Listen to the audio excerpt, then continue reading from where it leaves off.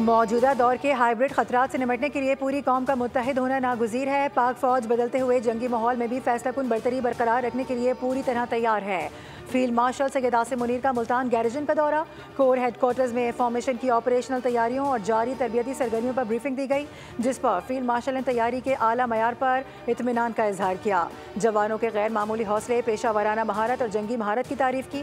ISPR के मुताबिक पाकिस्तान की कौमी खुद मुख्तारी और इलाकाई सलामती के भरपूर तहफ़्फ़ुज़ के आज़म का इआदा किया गया।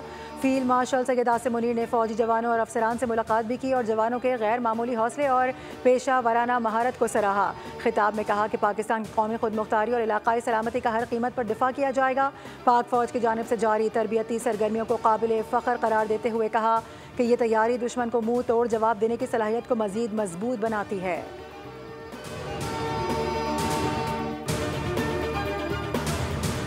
पाकिस्तान के दिफाई निज़ाम में इजाफा, आर्मी एविएशन की अपग्रेडेशन में अहम संग मील। पाक फौज की जंगी क़ुव्वत में जदीद तरीन हेलीकॉप्टर Z10ME की सूरत में शमूलियत। जदीद रडार और इलेक्ट्रॉनिक वॉरफेयर से लैस हेलीकॉप्टर हर मौसम में हर वक्त निशाना बनाने की सलाहियत रखता है।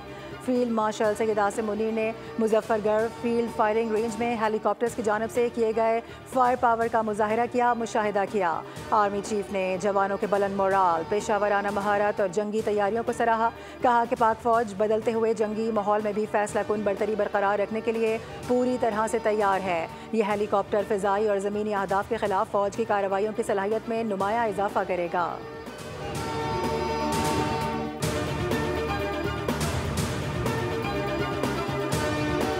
पाकिस्तान दौरे का मकसद तिजारती और इक़्तिसादी ताल्लुकात को फ़रोग़ देना है। दौरे के दौरान सरहदी सलामती और इलाकाई अमन के उमूर पर बहस की जाएगी। ईरानी सदर मसूद पज़ेश्कियान की दौरा पाकिस्तान से कबल मीडिया से गुफ्तगू, कहा कि सरहदी मंडियाँ और राबते बाहमी ताउन की नई राहें खोल सकते हैं। मसूद पज़ेश्कियान आज 2 रोज़ा सरकारी दौरे पर पाकिस्तान पहुँच रहे हैं। तर्जुमान दफ्तर ख़ारजा के मुताबिक ईरानी सदर के हमरा ईरान के वज़ीर ख़ारजा अब्बास अराग़ची और आला सतही वफ़द भी होगा। क़याम के दौरान मसूद पज़ेश्कियान सदर आसिफ अली ज़रदारी से मुलाकात करेंगे। इसराइली जारहत के बाद ये उनका पहला गैर मुल्की दौरा है। ईरानी सदर दौरे का आगाज़ लाहौर से करेंगे। वो मज़ार इक़बाल पर हाज़िरी देंगे, जिसके बाद इस्लामाबाद के लिए रवाना होंगे।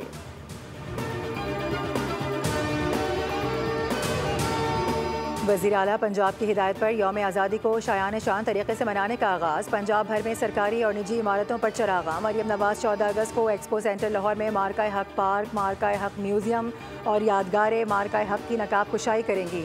वज़ीर आला ने कहा कि मार्का हक ने आज़ादी और जश्न की अहमियत बढ़ा दी है। फील्ड मार्शल सैयद आसिम मुनीर की क़यादत में हमारी बहादुर मुसल्लह अफ़वाज ने तहफ़्फ़ुज़ आज़ादी की तारीख़ में सुनहरी बाब का इजाफ़ा किया। कौम ने अपनी बहादुर मुसल्लह अफ़वाज के साथ मिलकर साबित कर दिया कि हम अपनी आज़ादी की हिफाजत करना जानते हैं।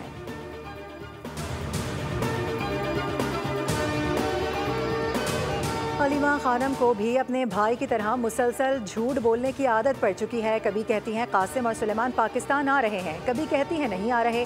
वो जिनके बच्चे हैं पहले उनसे तो पूछ लें कि वो आने की इजाज़त दे भी रहे हैं या नहीं।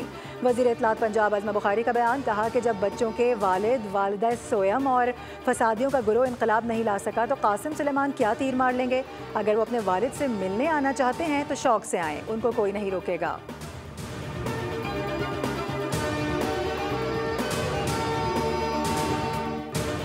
सांप के काटने से जख्मी बच्चे की पिम्स अस्पताल में तिबी इमदाद में मुबैना गफलत का मामला। वज़ीर आज़म ने नोटिस लेते हुए इंतज़ामिया से रिपोर्ट तलब कर ली। इंतज़ामिया के मुताबिक सांप के काटने से जख्मी बच्चा 31 जुलाई को पिम्स अस्पताल लाया गया। 17 मिनट में बच्चे का मुआयना और टेस्ट के लिए नमूने भिजवाए गए। बच्चे की हालत बिगड़ने पर इंजेक्शन लगाए गए।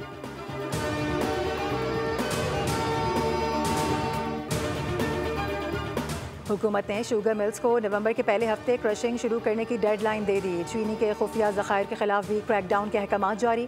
क्रशिंग शुरू न करने की सूरत में 3 के बजाय 5 लाख टन चीनी दरामद का प्लान तैयार किया गया है। हुकाम के मुताबिक क्रशिंग बर वक्त शुरू न हुई तो 2,60,000 टन चीनी की किल्लत हो सकती है। हुकूमत ने वजारत फूड को 5 लाख टन चीनी की दरामद की इजाज़त दे रखी है।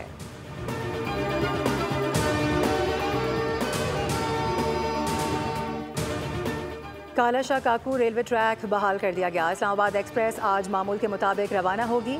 दीगर ट्रेनें भी अपने अपने रूट्स पर मामूल के मुताबिक चलेंगी। Federal government inspector of railways की सरबराही में इंक्वायरी कमेटी तश्कील दे दी गई। 7 रोज़ में रिपोर्ट वजारत में पेश की जाएगी। इब्तदाई रिपोर्ट में ड्राइवर कसूरवार करार। रिपोर्ट के मुताबिक ड्राइवर ने मुकर्ररा रफ्तार को नज़रअंदाज किया, जबकि ट्रेन रवानगी से कबल एक बोगी की अलाइनमेंट में खराबी की इतला दी गई थी, उसे भी नज़रअंदाज किया गया। गुज़िश्ता रात कालाशाह काकू के करीब ट्रेन की 7 बोगियाँ पटरी से उतर गई थी। हादसे में 30 से ज़ायद मुसाफिर जख्मी हुए हैं।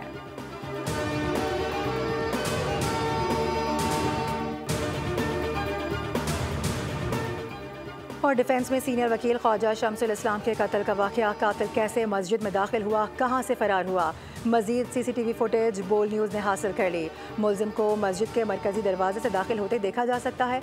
मुलजिम ने सीढ़ियों के करीब शम्सुल इस्लाम पर फायरिंग की। फरार के लिए मुलजिम ने मस्जिद के दूसरे दरवाजे का इंतखाब किया।